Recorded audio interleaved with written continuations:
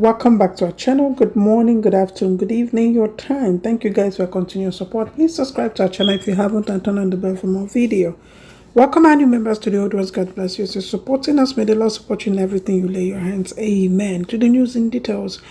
Guys, the video you're about to watch is an open letter to the president. In fact, it's an advice, but you know it's always said that wisdom is profitable. We know that Mazi Nnamdi Kanu is in the custody of the Nigerian government, as they claim.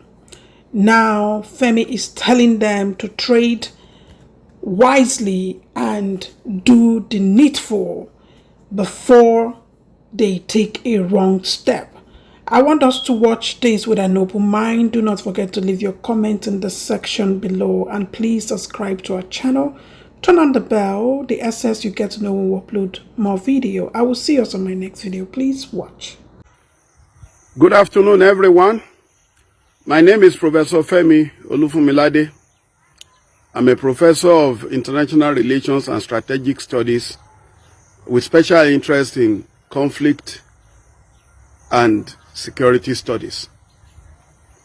I am passing this message across to President Muhammadu Buhari, the Attorney General of the Federation and Minister of Justice, Abubakar Malami.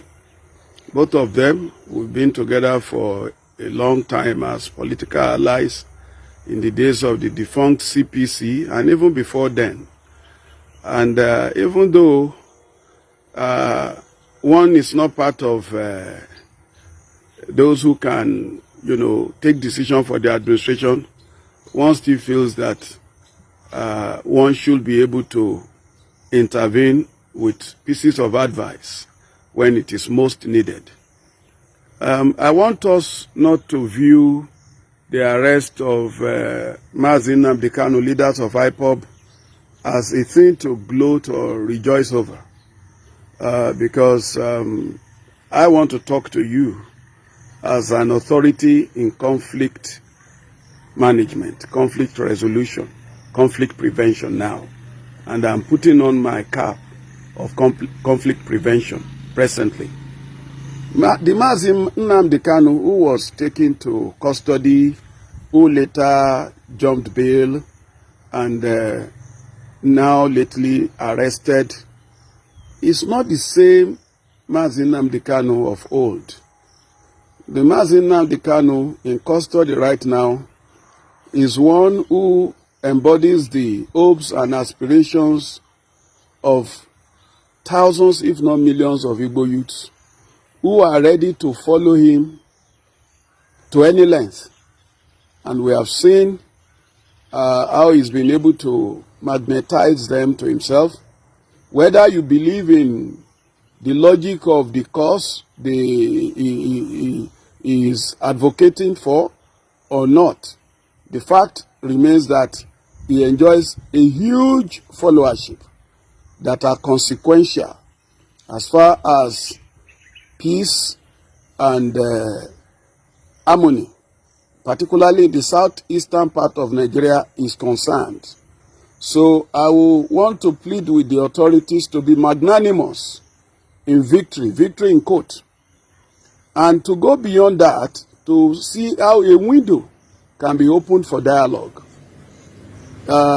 so that whatever the grievances of his followers are, you will be able to resolve it amicably. But if you stand on the ground that they are terrorists, they should be treated with iron hand, well, I'm not sure we are going to see an end to this anytime soon. Because from my observation of the type of crowd he attracts, it's quite electrifying, it's quite magnetic, and they are overwhelmingly large. And I don't see them just running back into their cocoon now simply because he's been arrested. So I would rather plead that the federal government uses this opportunity to portray itself as one that can apply what President Obasanjo called the stick and carrot approach by saying, now, let us discuss what actually is your problem. I'm not talking of Nnamdi Kanu as a person. I'm talking about the collective of Igbo youths and Igbo senior citizens who are also quietly behind the scene in support of the agitation by the IPOB members. And I'm not talking about this alone. I'm also talking about Yoruba youths and elders who are also rooting for Dudua nation. And they run into their millions too. You only need to take a look at the crowd they draw each time they go on the street to protest locally and even internationally. So if anyone sits in a comfort zone and say, these are charlatans, these people don't know what, they don't matter. Well, it's like postponing the evil day. Because the caliber of Yoruba people that I have seen coming out to protest locally and internationally include professors, lawyers, engineers, top medical doctors, some of them first-rate medical consultants. And I'm not talking of a dozen crowd or a couple of hundreds. I'm talking of thousands, particularly in Western nations. So, President Muhammadu Buhari, this is the time for you to put any form of inhibition aside and open the door for dialogue. Don't let any of your aid, any of your assistants make this an occasion for passing across provocative messages on the social media. See what has happened to Nnamdi Kanu. You, his followers, you will see what will become of you. That will be terribly counterproductive. And I am not a soothsayer. I'm not a member of IPOB, but I'm a social scientist and an observer of trends in Nigeria. And I know that the crowd I see that these guys pull, this Nnamdi Kanu pull, some of them are highly educated, sophisticated. The idea that they are all, illiterate traders is not true.